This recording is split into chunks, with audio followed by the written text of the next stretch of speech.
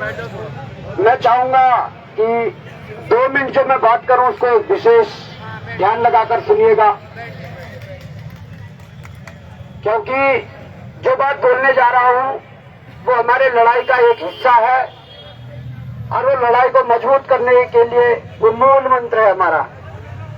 क्योंकि हम लोग 6 दिन से लगातार बैठे हैं और मुझे खुशी इस बात की हुई कि 6 दिन से जो भीड़ है वो है। ये सरकार ये देख रही थी, 1 दिन बैठे रहते हैं, 2 दिन बैठने देते हैं, 3 दिन बैठने देते हैं, अपना भीड़ कम हो जाएगी तो लास्ट में हम काम तमाम कर ही देंगे। पर आप लोगों ने ये करके दिखाया है कि ये मांगे जब तक मानी नहीं गई तब तक हम इस लड़ाई को लड़ेंगे। अब बिंदु पर आता हूं, हम अपना संघर्ष कर रहे हैं और जिस सरकार ने पेपर लीक किया है वो सरकार अभी स्वीकारने के लिए तैयार नहीं है कि उन्होंने लीक किया है। वो भी उसी ट्रैक पर चल रही है जिस पर चला रहे हैं। वो उन्हीं षड्यंत्र करने में लगे हुए हैं जो ये करना चाहते हैं। पहला षड्यंत्र हरिद्वार से बस वाला षड्यंत्र था, दूसरा षड्यंत्र रुद्रप्रयाग में डीएम को ज्ञापन देने वाला षड्यंत्र था, तीसरा षड्यंत्र जब मैंने दिन में भाषण दिया और मैंने कहा कि अलग अलग विभागों के एचओडी जो होते हैं उनको निर्देश है कि उनके विभागों में जो नए कर्मचारी चयनित होकर आए हैं उनकी वीडियो बनाएंगे और पब्लिश करेंगे। और हमारे बोलने के 1 घंटे बाद पब्लिश हो गई थी। उत्तराखंड डीआईपीआर से हमारे बोलने के 1 घंटे बाद पब्लिश हो गई थी। अब चौथा षड्यंत्र भी देखिए, ये षड्यंत्र है। हमने कहा ना, जितने इनके षड्यंत्र को पर्दाफाश करोगे उतने और षड्यंत्र करेंगे, पर जब इन्हें लगेगा कि अब कोई हथकंडा नहीं चलेगा, अब कोई षड्यंत्र नहीं चलेगा, तब इन्हें लगेगा कि नहीं, अब मांगे मांगनी पड़ेगी। उसके लिए शुभ संकेत है। मैं भी एक बाइट देख रहा था पूर्व मुख्यमंत्री त्रिवेंद्र रावत जी की, वो कह रहे हैं कि हम सीबीआई ला रहे हैं। तो भाई अगर ला रहे हैं तो लाओ, वो कह रहे हैं कि हम सीबीआई ला रहे हैं तो लाओ। परंतु इससे पहले जो चौथा जो षड्यंत्र है उस षड्यंत्र के बारे में सुन लीजिए।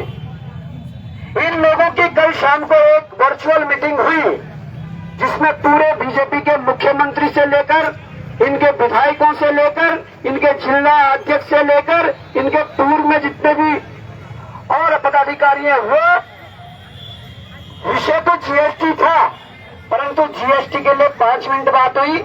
55 मिनट अगर बात हुई तो इस आंदोलन के लिए बात हुई कि इस आंदोलन को कैसे तोड़ना है, इस आंदोलन को कैसे चुप करना है।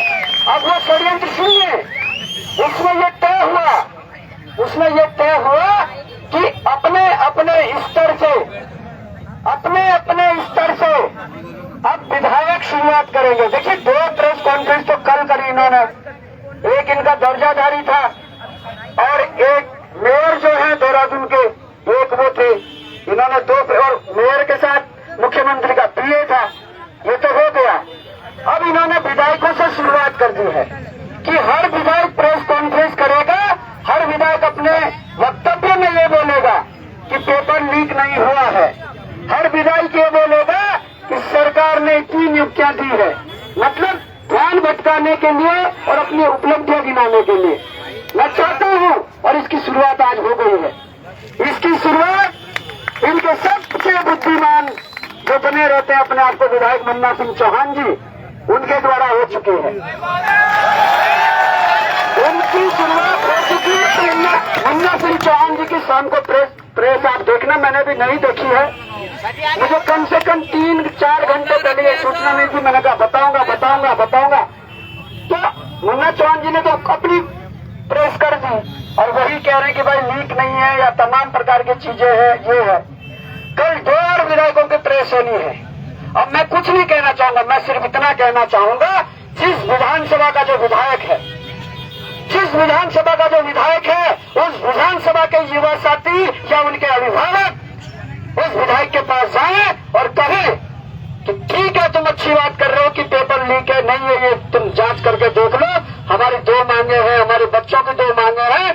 तुम एक तो अपना लेटर पैड निकालो, सीबीआई जांच के लिए लेटर पैड पे तुम अपना लिखो एक लेटर, परीक्षा रद्द के लिए तुम लिखो एक लेटर, और जब तुम प्रेस कर ही रहे हो तो इन मुद्दों को भी रखो।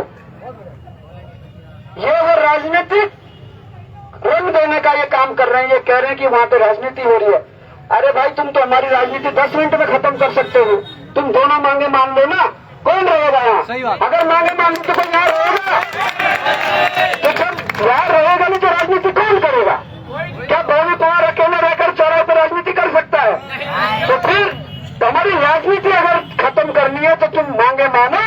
पर मैं ये सूचना देना चाहता हूँ कि ये चौथा जो हथकंडा अपनाया जा रहा है, ये चौथा हथकंडा इसलिए अपनाया जा रहा है, इनके 47 विधायक हैं और वो 47 के 47 प्रेस कॉन्फ्रेंस करेंगे, ध्यान रखना। पर मैं कहता हूँ जिस विधानसभा का अगर विधायक होगा जिसकी प्रेस कॉन्फ्रेंस आएगी, अगले दिन वहां पर वहां के विधानसभा का छात्रों का डेलीगेशन पहुंच जाना चाहिए। और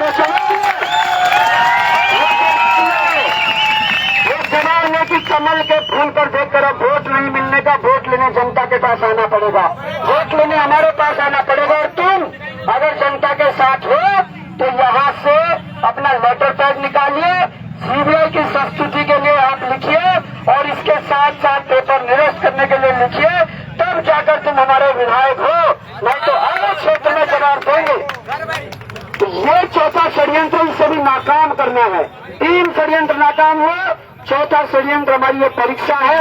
इस परीक्षा में भी पास होना युवा हूँ और मैं बताते जाऊंगा कि इस विधायक में कब करूं। विकास नगर के जो साथी हैं उनको हम कहेंगे, वो जाएंगे कल सुबह मुन्ना चौहान के घर पर, वो लेंगे उनसे जवाब, वो लिखाएंगे उनसे लेटर।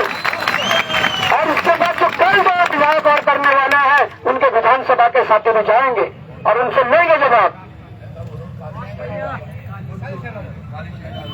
तो और अगर नहीं लिखते हैं, अगर बात नहीं सुनते हैं तो तुम्हारा भाई बेवफा तुम्हारे साथ खड़े हैं, सीआई की बोतल ले जाना और काली से उड़ेल के आना। अगर कोई धारा लगेगी उस धारा के साथ भी हम खड़े हैं, अगर कोई खेल लगेगा उसके साथ हम भी खड़े हैं। हम भी देखते हैं जनता से चुनने वाले जनप्रतिनिधि जनता की बात सुनते हैं क्या ऊपर रिमोट कंट्रोल की बात सुनते हैं? डेलीगेशन बनाए जाएंगे, ध्यान रखना, डेलीगेशन बनाए जाएंगे, उसमें युवतियां भी होंगी, युवक भी होंगे, कुछ अभिभावक भी होंगे। बात सुनेगा तो ठीक है, नहीं तो हम सीआई का इंतजाम करते हैं। हम 47 डिब्बी हम सीआई के देंगे। अगर किसी ने लिखनी उड़ेल के आना और वीडियो बना के आना, हम दिखाएंगे कि कैसे तुम षड्यंत्र करते हो, कैसे तुम्हारे षड्यंत्रों को नाकाम करते हो।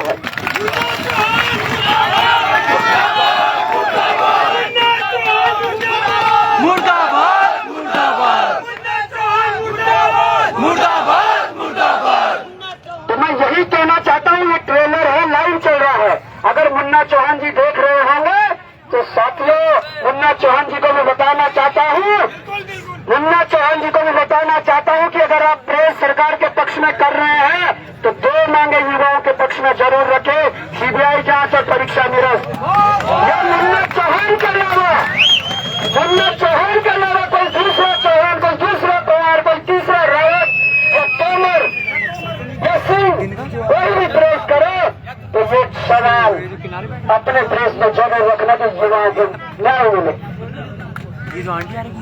और तुम चाहते हो कि यहाँ राजनीति ना हो, तुम चाहते हो या कुछ ना हो, तुम चाहते हो रोड खाली हो जाए।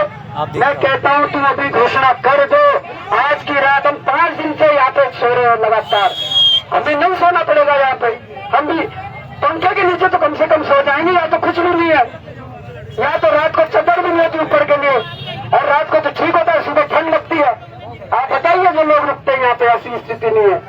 तो मैं कहना चाहूंगा हमारी भी मजबूरी नहीं होगी यहाँ सोने की। सही बात। आप निपटा दीजिए मामले को। कल जहाँ तक जो असर है, लड़ाई का असर बहुत नजदीक पहुँचने वाला है। अभी आप देखिए खोल के यूट्यूब खोल के देखना कि नंबर रावत जी ने खुली बाइट कर दी है कि सीबीआई हम लाएंगे, तो लाओ भाई, स्वागत है। तो ये जरूर इस बात का ध्यान रखना, अपने माता पिता से बात कर लो, अपने गांव के यारों दोस्तों से बात कर लो। अगर किसी विधायक के माध्यम से इस प्रकार की प्रेस कॉन्फ्रेंस होती है, उस विधायक के घर दूसरे दिन डेलीगेशन पहुंच जाना चाहिए। जय हिंद, जय भारत।